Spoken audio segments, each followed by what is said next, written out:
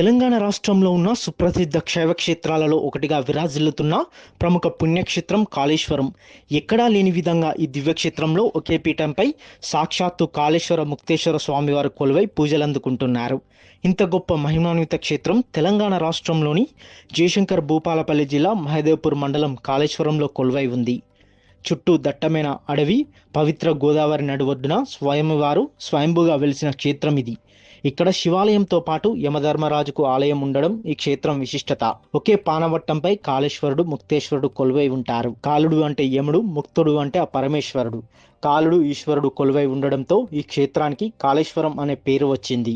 ఒకటే ప్రాణవాట పైన రెండు శివలింగాలు, కాళేశ్వరుడు, ముక్తీశ్వరుడు. కాలుడు అనగా యమధర్మరాజు, ముక్తీశ్వరుడు అనగా స్వయంభూ శంకరుడు. ఒకటే ప్రాణవాట పైన రెండు శివలింగాలుగా కొలువైన క్షేత్రం. కాశ్యాం మరణానుముక్తి, ముక్తీశ్వరాన్ దర్శనానుముక్తి. కాశీ లోపల మరణించి వారి మాత్రమే మోక్షాన్ని ప్రసాదిస్తారు విశ్వేశ్వరుడు. ఇక్కడ దర్శనం చేత మాత్రానే సర్వ ప్రాణకోటి కూడా తరింపజేస్తున్నాడు ముక్తీశ్వరుడుగా. మొదటిగా భూలోకంలో ముక్తీశ్వర స్వామి వారిగా వెలిసి ఎవరైతే దర్శనం చేసుకుంటారో వాళ్ళందరినీ కూడా కైలాసం తీసుకెళ్తున్నాడు ఈశ్వరుడు. అప్పుడు యమధర్మరాజు పని లేకుండా అయిపోయి యముడు 12 సంవత్సరాలు ఘోరమైన తపస్సు చేస్తాడు. ఆ తపస్సుకి మెచ్చి ఈశ్వరుడు భోలాశంకరుడు కాబట్టి ప్రత్యక్షమే అడుగుతానమాట, యమధర్మరాజా 12 సంవత్సరాలు కూడా అఘోరమైన తపస్సు చేస్తున్నారు, మీ తపస్సు గల కారణం ఏమంటే, అయ్యా మీ ముక్తీశ్వర స్వామివారిగా వెలిసి ఎవరైతే దర్శనం చేసుకుంటున్నారో వాళ్ళందరినీ కూడా కైలాసం తీసుకెళ్తున్నారు.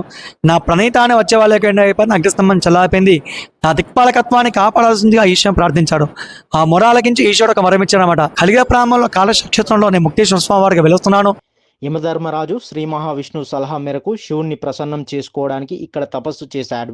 ఆ యముడి తపస్సుకు ప్రత్యక్షమైన పరమేశ్వరుడు యముడి ఆజ్ఞ మేరకు ఇక్కడ స్వయంభుగా వెలిసి తన పక్కనే కాళేశ్వరుడి లింగం ప్రతిష్ఠించమని ఆదేశించాడు.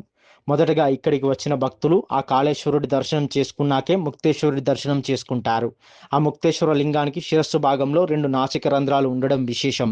మొదటగా ఎవరైతే మీరు ప్రతిష్ఠించిన ఇంకా కాళేశ్వరం దర్శించాకే ముక్తీశ్వరం దర్శించబడి మాత్రమే మోక్షాన్ని ప్రసాదిస్తున్న వరం ఇచ్చారనమాట. ఆ వర ప్రభావం చేత ప్రపంచంలో ఇక్కడ లేని విధంగా కాళేశ్వరం ముక్తేశ్వర స్వామి వారిగా ఒకటే ప్రాణవాటపైన 2 శివలింగాలుగా వెలిసానమాట. మొదటిగా ఇక్కడ కాళేశ్వర స్వామి దర్శించాకే ముక్తేశ్వర స్వామి వారు దర్శించాలి. ముక్తేశ్వర స్వామి వారి పైన 2 నాస్కారంధ్రాలు ఉంటాయి. ఆ నాస్కారంధ్రాల్లో మన ఎన్ని లక్షల బిందెలు అభిషేకం చేసినా కూడా అన్ని త్రివేణి సంఘంలోకి వెళ్తాయి. ఇక్కడ గోదావరి, ప్రాణహిత, మధ్యగుప్త సరస్వతి అంతర్వాహినిగా ప్రవేశిస్తుంది. ఈ 3 కలయికే త్రివేణి సంగమం. ఎన్ని కలశాలతో స్వామివారికి అభిషేకం చేసినా ఆ నాసిక రంధ్రం ద్వారా నీరు ఎక్కడికి వెళ్తుందో ఇప్పటికీ అంతుపట్టదు. ఆ జలం అంతర్వాహినిగా వెళ్లి త్రివేణి సంగమంలో కలుస్తుందని విశ్వసిస్తారు. ఇక్కడ ఈ కాళేశ్వరుని దర్శించుకోవడం ద్వారా యమబాధలు తొలగిపోతాయని, ఆ ముక్తేశ్వరుని ఆరాధించడం ద్వారా ముక్తి లభిస్తుందని విశ్వసిస్తారు. ఇక్కడికి కేవలం తెలుగు రాష్ట్రాల నుంచే కాకుండా పక్క రాష్ట్రాలైనటువంటి మహారాష్ట్ర, ఛత్తీస్గఢ్ నుంచి కూడా భక్తులు ఇక్కడికి వస్తుంటారు. కాళేశ్వరుడు అనగా యమధర్మరాజు కాబట్టి మనకు యమబాధలను కూడా తప్పిపోవడానికి కాళేశ్వర ముక్తేశ్వర క్షేత్రాన్ని ఇచ్చేసి కాళేశ్వరునికి అనంతరం ముక్తేశ్వరుని దర్శిస్తే కనుక మనకు యమబాధలన్నీ కూడా తీరిపోతాయి. అలాగే ఇక్కడ యముడు తపస్సు చేసిన స్థలం యమకోణం. ఈ యమకోణంలోకి దూరిన వాళ్ళకి మనం చేసిన పాపాలన్నీ కూడా నివృత్తి అవుతాయి. ఇక్కడ శని పూజలు చేసుకుని గోదా స్నానం ఆచరించి స్వామివారిని అభిషేకిస్తే చాలా పుణ్యఫలం. వరంగల్ నుండి వచ్చామండి.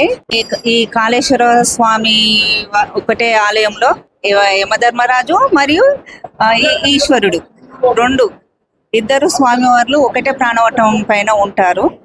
ఇక్కడ ఈ స్వామివార్లకు అభిషేకం చేసిన నీళ్లు, జలము అవి డైరెక్ట్ మన గంగాలకి వెళ్తుంటాయి. ఈ రహస్యము ఎవరికి కూడా అంత చిక్కగుంటా ఉంటుంది.